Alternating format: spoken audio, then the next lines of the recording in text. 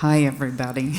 I'm Linda. That's Karen over there. And hey, thanks for being here. We're looking forward to playing for you.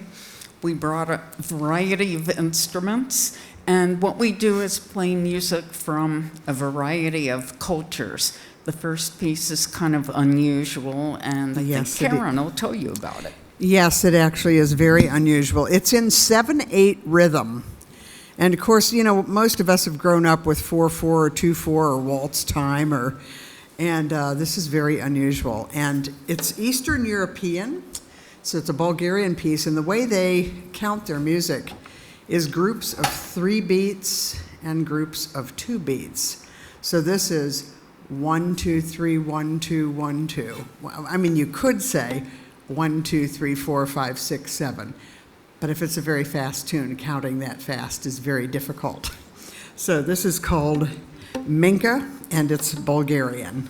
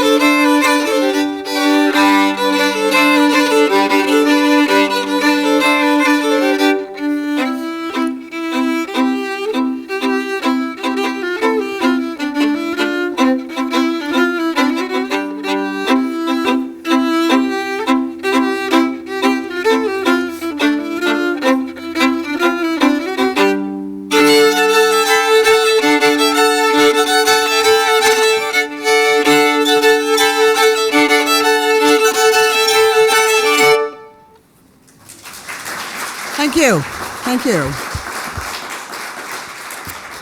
Well, thank you very much. Did that sound a little crooked? It's a little tricky to tap your foot to that one. And they dance to it. Yes. So we have next Our Song. Our Song is Simple Gifts, the hymn we take our name from.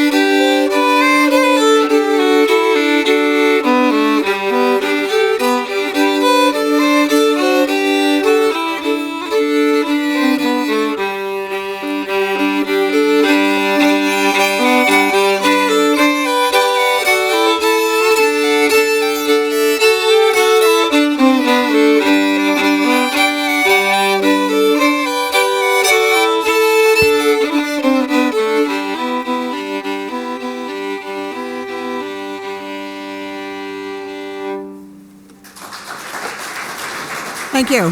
Thanks a lot. Let me go get my guitar. I'm seeing some of you tap your foot to our music, and that's such a good compliment. We're happy that we're tappable. I used to live in Richmond years and years ago. I worked for United Virginia Bank. I was a computer programmer in the 70s. I liked Richmond a lot. But I live in central Pennsylvania now, as does Karen, and we like that a lot too. I have a pick in my mouth, so I Oh, can't. she's saying she can't talk because she has a pick in her mouth. Oh, that sometimes happens. Don't swallow that pick. We don't know what'll happen if you swallow Tell you, it. I've been playing so long, I have almost swallowed it about 3 times, I'd say. Ooh. So what we like to do is play a lot of folk music, or really old tunes, but primarily from folk cultures, ethnic cultures, and we really enjoy arranging it. I mean, that's really what's fun for us, deciding which instruments we're going to play the music on, and maybe making up some parts. And well, frankly, if there's some parts we don't like, we don't play them. I figure, too, at my age, I'm not going to let anybody tell me what I have to play. So, And we change things any way we feel like. So this is a medley of 3 tunes. The first one is American, the second is Irish, and the third is Scottish. And it gets faster and faster. And that's up to me. That's right. Karen pushes me around. A lot of people think like the fiddle player would be setting tempos, but not in folk music that's dance-based. It's really the rhythm section that drives it, and I am lucky to be pushed around by a rhythm player as good as Karen. I'm going to remember you said that. All right, so here's some good tunes.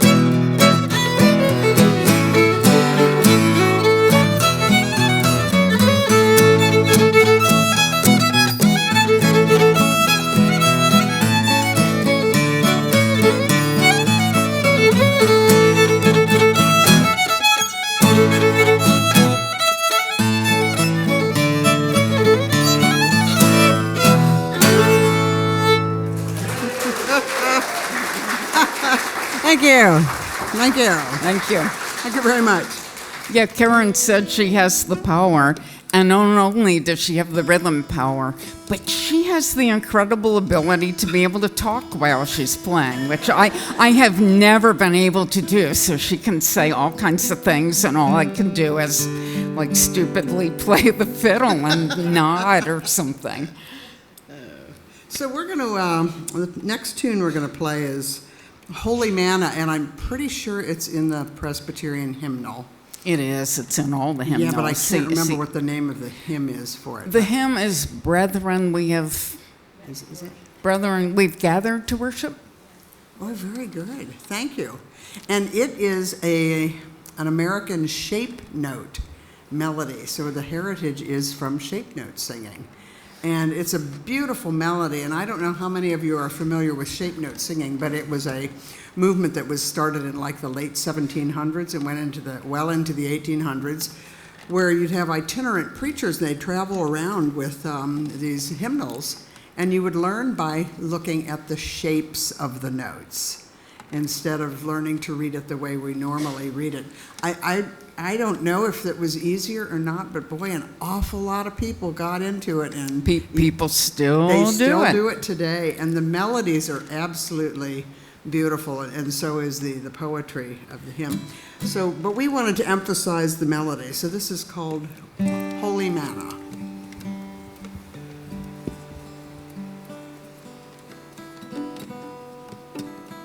I pulled it right out of tune.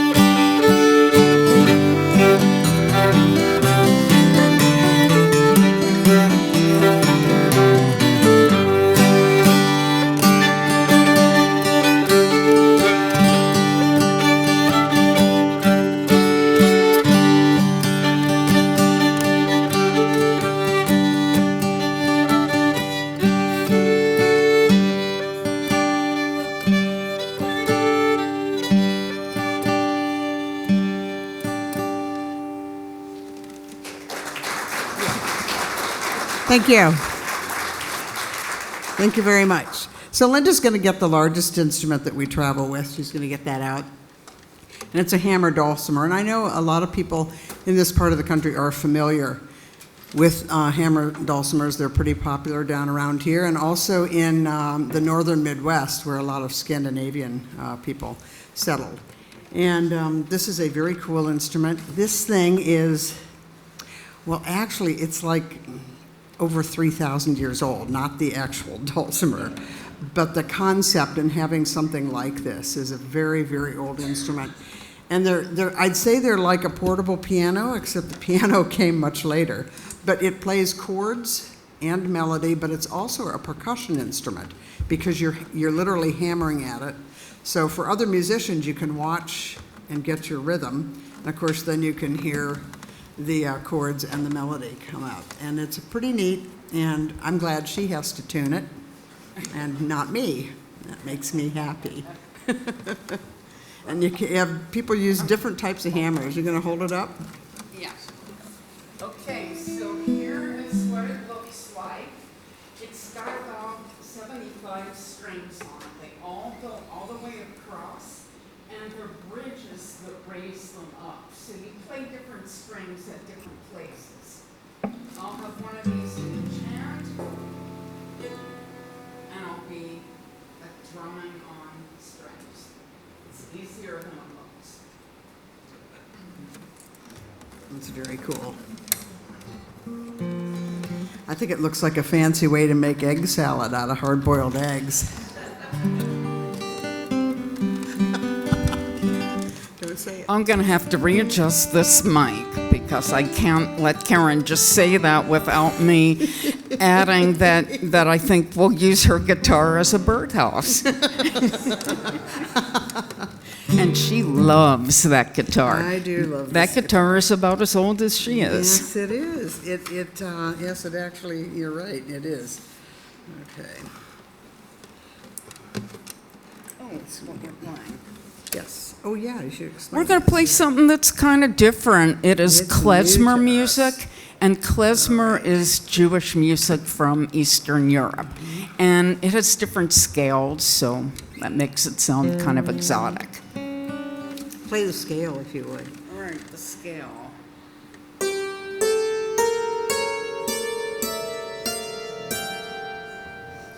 Automatically, it sounds exotic just because that selection of notes. So we arrange our own music, and I wanted to start this klezmer piece with a blues lick. So.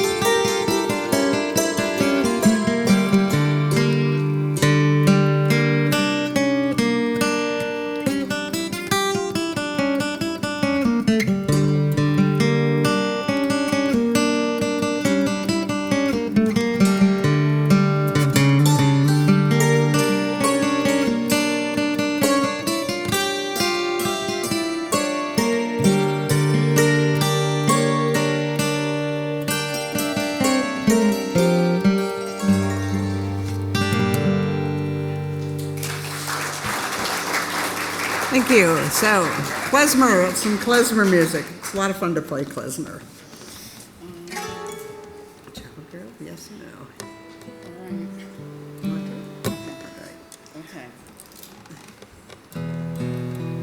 the moment of truth. Part of what motivates us to learn new music is fear. And sometimes we'll get asked to do something that we don't actually do or don't quite fully do. And we found that if we say yes, then that brings out the fear, and we have to work hard on what it is we need to do. So we were asked to play a concert of colonial music. I didn't even think about it. I thought, we play old music, so I said yes. And I'm the one that says yes or no. And then Karen said, our music isn't that old, most of it. I had her look at the dates. Yeah, we did look up dates of a lot of music, and we said, let's add some things that'll work. So this is one of them. We also just got asked to do a program of Dutch music. Yes. Yeah? Yes. Do you know anything about Dutch music? Yeah, us too, this much. But we haven't answered that one yet. The whole concert doesn't have to be Dutch music, just some of it. So I think we're going to say yes. Then we'll be scared and we'll work hard. I'm beginning to think there's a sermon there, fear as a motivator.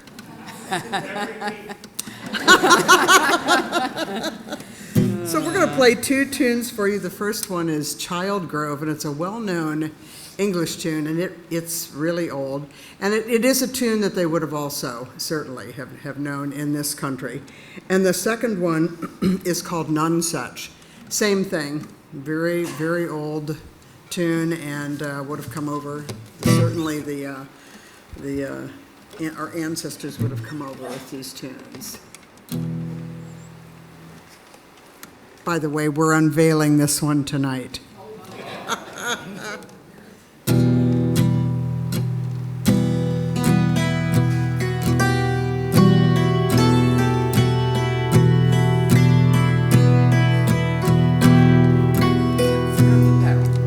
Oh, yes. Oh, yes, we do need that. Important part. You'll want to know about this.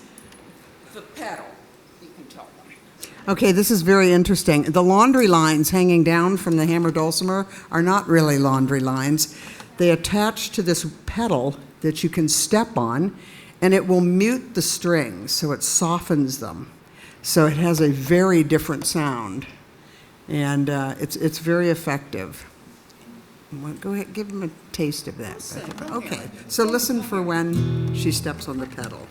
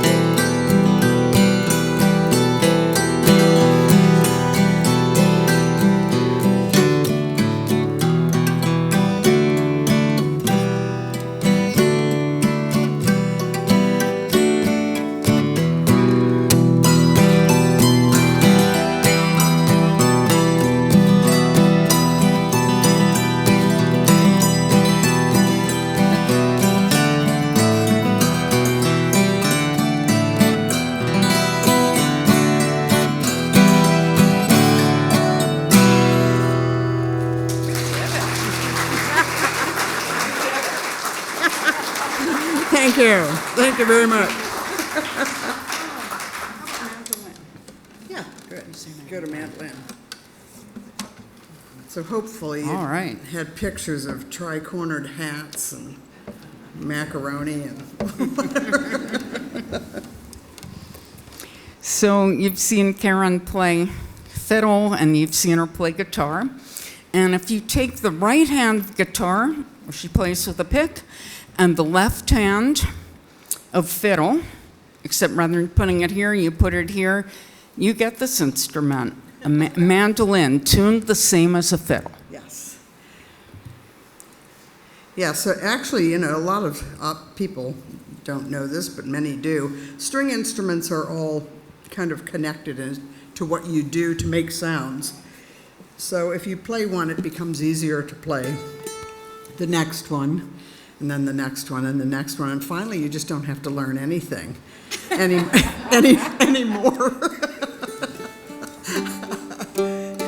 You learned how to play mandolin in a week.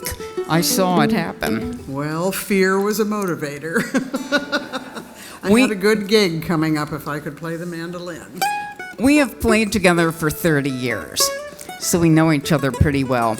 But this was when we had been playing together for about 2 months. She played fiddle, she played guitar, and I said, "Do you play mandolin?" And I said yes. And a week later, she did. Oh my. So we're going to play some Swedish music for you. This is called Schadish from Idra.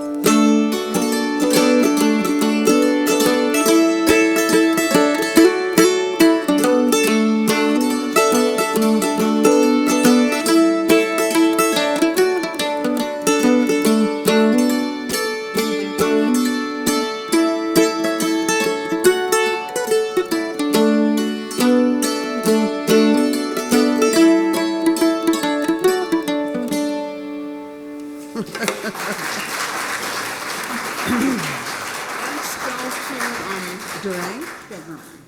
What? Oh, which one? The band of the other Oh. We're going to get another instrument that we didn't play yet. The banjo. My, what a history the banjo has. African instrument. Slaves were allowed to play it because it was not too loud, as their drums were very loud. So you couldn't send messages really that way. And with drums, they had very large drums, and they were used to, you could send messages that way. They became very popular in the early 1800s and on through. And they're really a marvelous instrument. They are 1/3 chord, 1/3 melody, and 1/3 rhythm. So it's almost like the perfect instrument. And you tune these instruments differently depending on what piece of music you're going to be playing. So all the banjo jokes you hear about tuning, they're true. Karen plays banjo too, so she's saying it about herself. Yes, I am. Let me make sure we're in tune.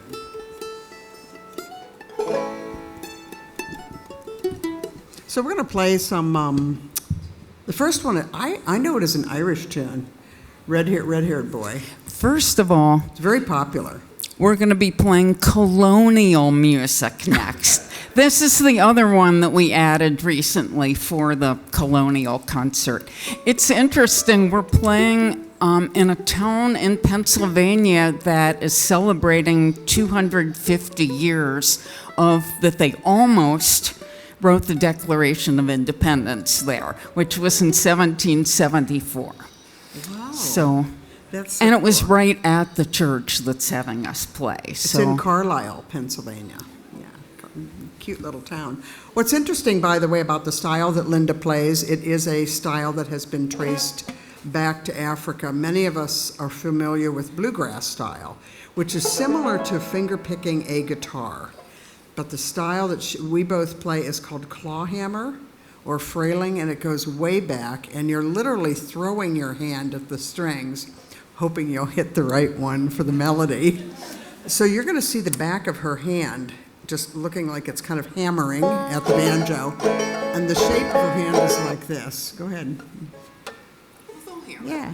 And then her thumb will hit the 5th string, that little high-pitched string on it.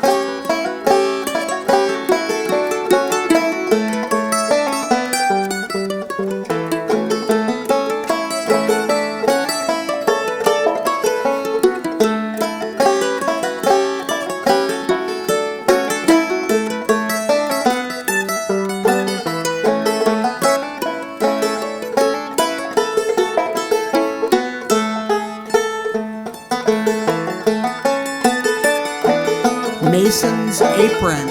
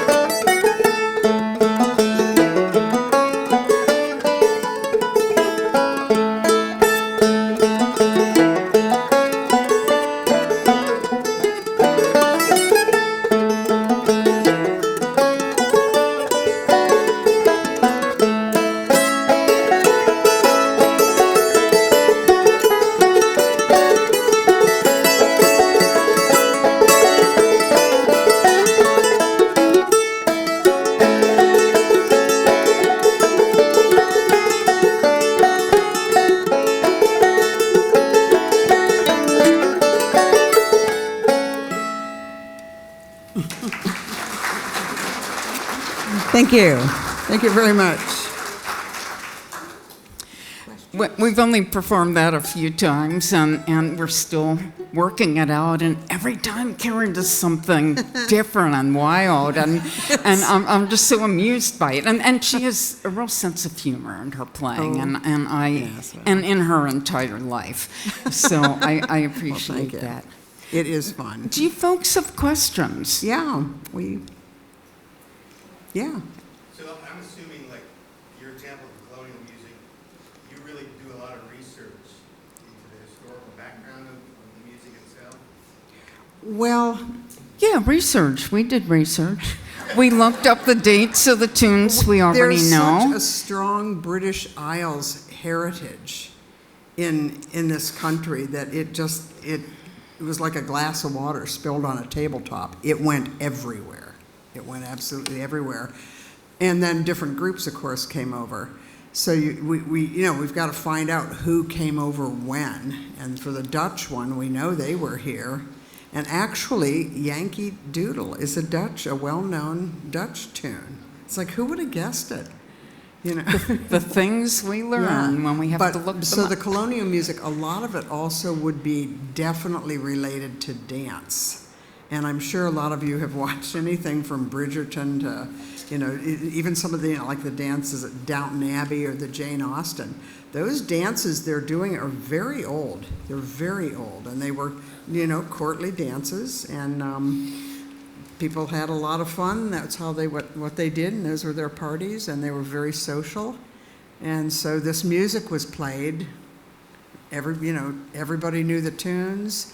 The dances, I know there's a tune called Crested Hen that nobody would name anything a crested hen today. Yeah, not nowadays. Beyonce does Crested Hen. We actually know a lot more music than we perform. We have a pretty small performance repertoire, but a huge repertoire of just melodies that we know and could play at a jam session. And it's because our tunes are so arranged that we can only do so many of them. So, other questions? That's a good question. Oh, don't be shy. We're in this dark room. Nobody's going to see All right, you. I'm gonna tell you about our book, and then you can ask questions after that. Here is our book, says Simple Gifts in Our Picture. If you open it up, this is your opportunity to sign up for our mailing list, and I send out an email about once a month saying where we're gonna be playing. If you would like a little picture of us along with our contact info, just take one of these. Here are our business cards. And on the next page, what's this? It's talking about Pennsylvania folk gathering. Well, we live in Pennsylvania, and we, about 20 years ago, started a festival that focuses on the music of Pennsylvania and other old-time music. And it's a kind of event where if you play an instrument, you and your instrument go to it together and you take workshops. If you don't play an instrument, you sign up for the beginner's sampler, where instruments are provided for you along with somebody that shows you what to do on them. And you see a whole variety of stuff. Forced instrument playing. It's about 4.5 hours from here, so it's a commitment. But you take one of these if you're interested in that. All of this stuff is also out in the lobby. So you can get it there if the book doesn't make its way to you. And we also have our CDs out on a table. We have a whole variety of them. And what we're doing is it's self-service. And the price is whatever you think the music is worth. There's a jar there with a few $5 bills for change. Just don't take the empty jar. If you want the jar, please leave the jar there. Would you rather have the jar or the money? Let me think about that. Anyhow, we'll pass this around, and Karen will take your questions. Yes, just holler it out. What's a bowed psaltery? Oh, a bowed psaltery. Normally when we play a longer concert, we will bring other instruments, and that's a bowed psaltery is a triangular looking instrument. They're usually about this long. You hold on to the point of the triangle, and there are very taut strings, T-A-U-T, going from pins on one side of the instrument down to where they're tuned. And you take a bow, like a violin bow, and in between the pins, only one of a string is attainable by the bow. So you tune it, it's tuned just like piano, white keys on one side, but it would be strings, and black on the other. Next time you have us, we'll bring Yeah. it.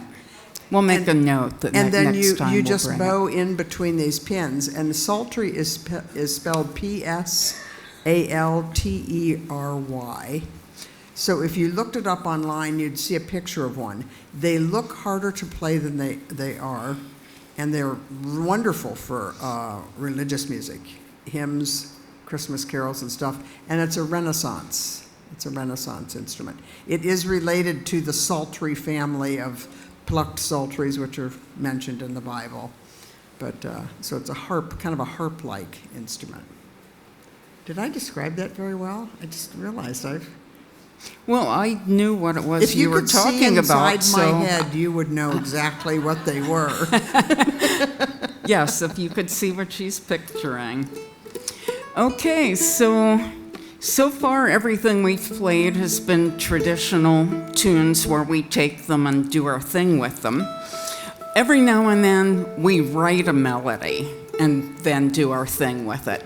So this next one is one that we wrote, and we wanted to challenge ourselves to write something in that 7/8 meter that you heard in the beginning, 1 2 3 1 2 1 2 1 2 3 1 2 1 2, and we wanted it to sound exotic. So besides the exotic rhythm, we gave it an exotic scale, which is this.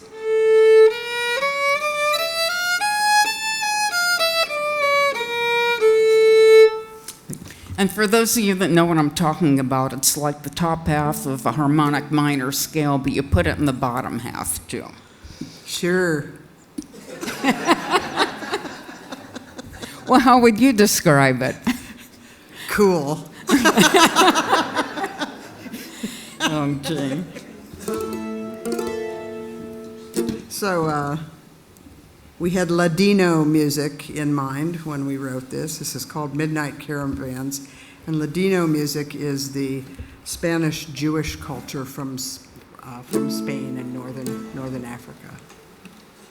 Thank you.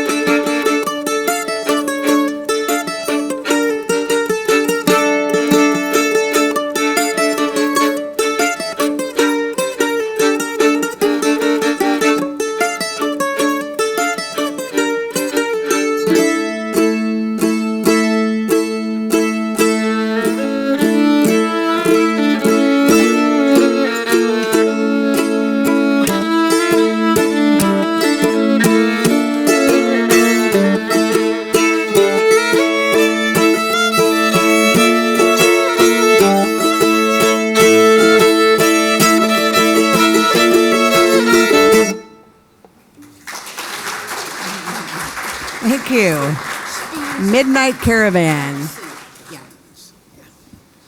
Well, you might think you've heard all the instruments we have up here, but you actually haven't heard the instrument that we are best known for, perhaps. And it's an instrument that Karen learned in one evening when she was in college from someone who spoke no English.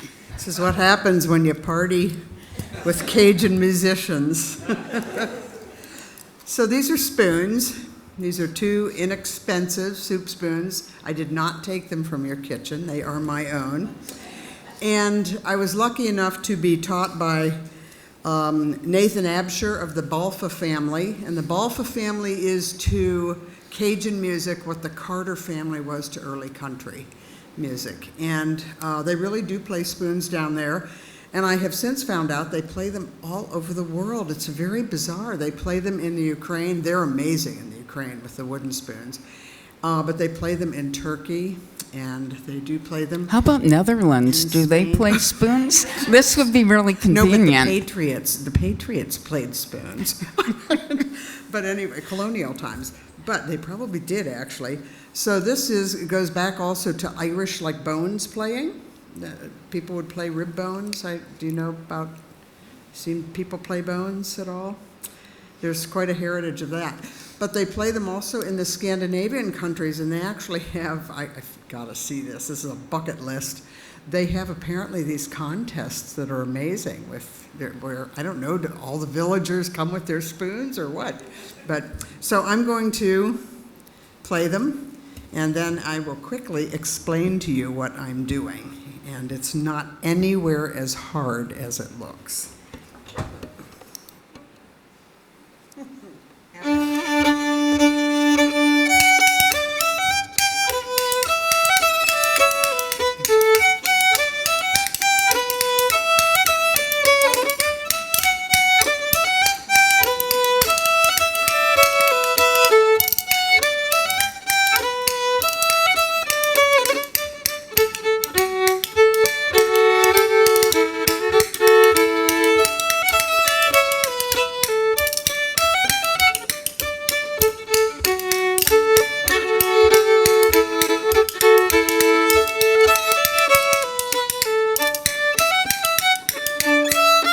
This one I learned from a Three Stooges video. It was called Disorder in the Court.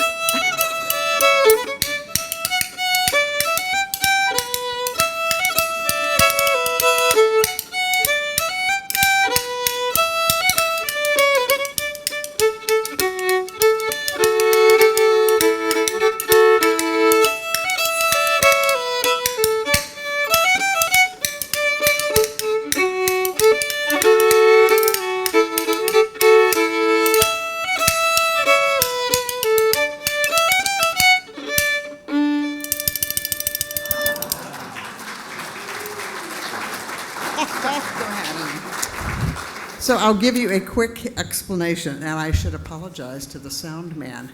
We forgot to do a sound check on spoons. So basically what you're doing is they're acting as a percussion instrument. I'm right-handed, so I'm taking the first finger on my right hand. I'm putting it in between the handles of the spoons, and of course the spoons are back to back because it's the bowls of the spoons hitting that makes the sound. Then what you have to do after you've got your finger through there, and it's pretty far through, between the first and second knuckle, take these remaining fingers, curl them around the bottom of the handles of the spoons, and you're gently squeezing them into the palm of your hand. So you have a fist with two spoons coming out of it, okay? If there's a big space like this, that's not going to work unless you hit yourself incredibly hard. Take the spoons, push them farther in. If they're touching, that's not going to work either. You want to make sure that you can fit maybe about 4 or 5 playing cards, or a little piece of cardboard in between there. Just a very slight separation. I hold my arm out front. My thumb is on the top spoon, finger in between, and the bottom spoon. Basically what I'm going to do is just tap the tip of the bottom spoon against anything, right? It's going to push that bottom spoon into the top spoon so you get a sound. And trust me, you'll probably be the only spoons player around, so you don't have to do this loudly and people will be utterly fascinated. Okay, so this is the basic beat. Now I'm going to do what's called put a roof on it. Take this hand, put it over the spoons, hit my leg, down, up. So the beat on my leg is like the hymn beat. Da, da, da, da, da, da, da, da, right? This is the off beat. The roof is the off beat.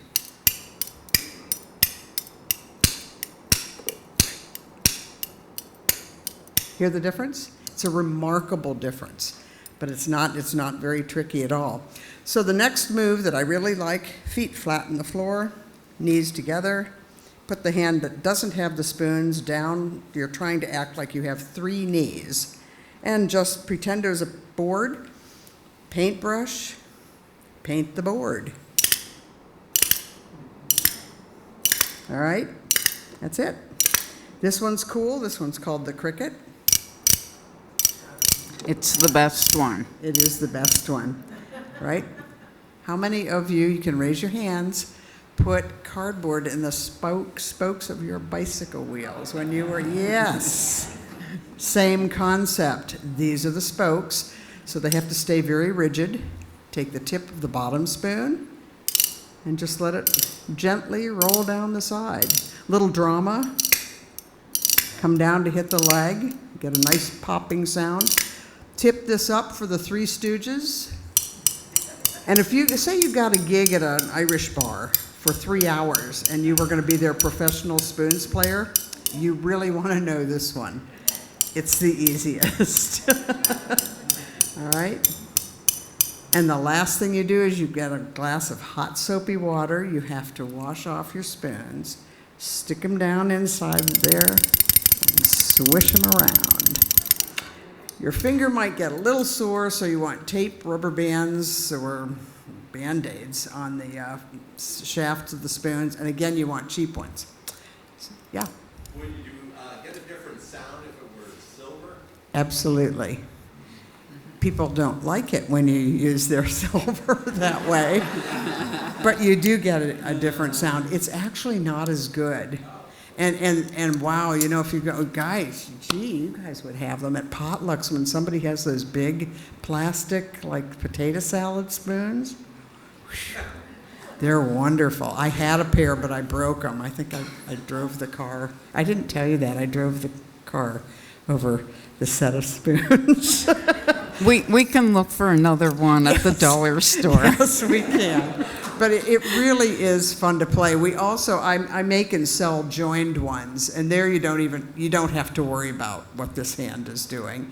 You only have to make the noise because you just hang on to them and they're already separated. There's a little block of wood in between. But they really are a lot of fun. And people like them. Kids love them, but don't give them to your own kids. Give them to somebody else. Grandchildren. I gave them to my grandchildren by mistake. Granny K, Granny K. Oh my. So anyway, it's a lot of fun though to play spoons. I think we're going to end up here with. I think we're going to play one more. Yeah. This has been delightful. I love the space. Thank you. Yes, thank you. You've been such a fun audience. We've really liked playing for you, and I love the setting. The I do candlelight too, concerts. Yes. There's something kind of Disney-esque about it, where I feel like I'm playing to these very cute, warm little characters. Oh, Yeah. I didn't look at them that way. Well, so you don't have cartoon head. I have cartoon head. But yes, it's a very nice setting. And the acoustics, thank you very much for the sound. We're not that easy to deal with. I mean, we're pleasant, but we have a lot of different instruments, and he's doing a marvelous job. And also to the gentleman who started this series, we're honored to be here and to play and to sign on to his, I believe it was six beliefs, I think, the idea of community and people joining the three-dimensional world again after COVID, you know, just, it's very nice. Let me get my fiddle. So we are going to end with a pair of Romanian tunes. A lot of fun to play. I think of them as kind of the Romanian Orange Blossom Special.